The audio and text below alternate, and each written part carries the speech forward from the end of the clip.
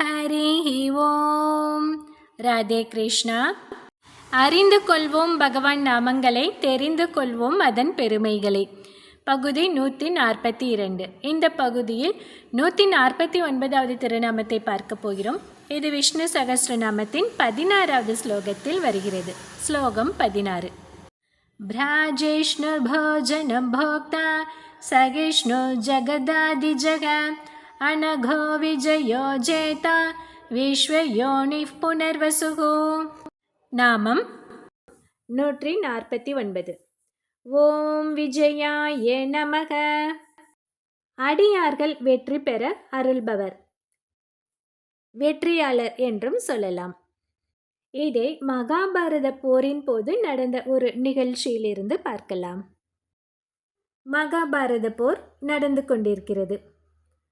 10ஆம் நாள் போரின் முடிவில் பீஷ்மர் அம்பு படுக்கையில் சாய்ந்தார்.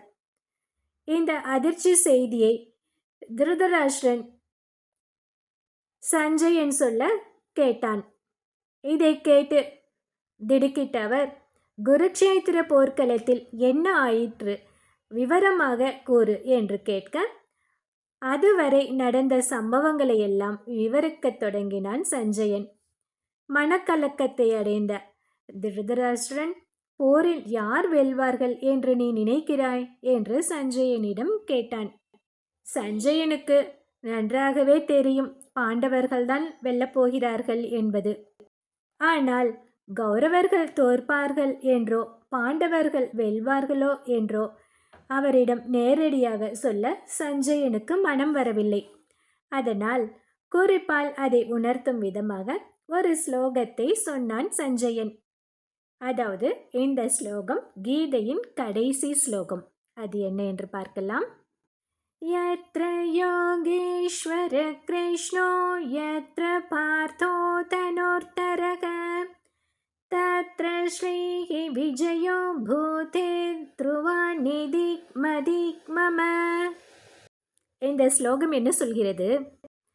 அறிவுள்ள அறிவற்ற பொருள்களையெல்லாம் அவற்றின் இருப்பையும் அனைத்துவிட செயல்பாடுகளையும் அடக்கியாலும் யோகேஸ்வரனான கண்ணபிரானும் கையில் வில்லையும் மனத்தில் கண்ணனின் திருவடிகளையும் பிடித்திருக்கும் அர்ஜுனனும் எங்கே இருக்கிறார்களோ அங்கேதான் அதிர்ஷ்டம், வெற்றி, செல்வம், நீதி என அனைத்தும் இருக்கும் என்பது என்னுடைய தாழ்மையான கருத்து என்று மன்னனிடம் கூறினான் சஞ்சயன்.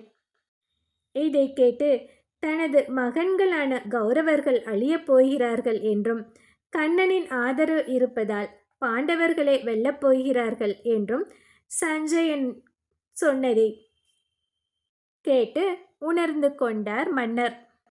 இதிலிருந்து கண்ணன் எந்த பக்கம் இருக்கிறானோ அங்கே வெற்றி நிச்சயம் என்று தெரிகிறதல்லவா? இப்படி தன்னை சார்ந்த தன் அடியார்களுக்கு விஜயமாகிய வெற்றியை தருவதால் திருமால் விஜய என்று அழைக்கப்படுகிறார்.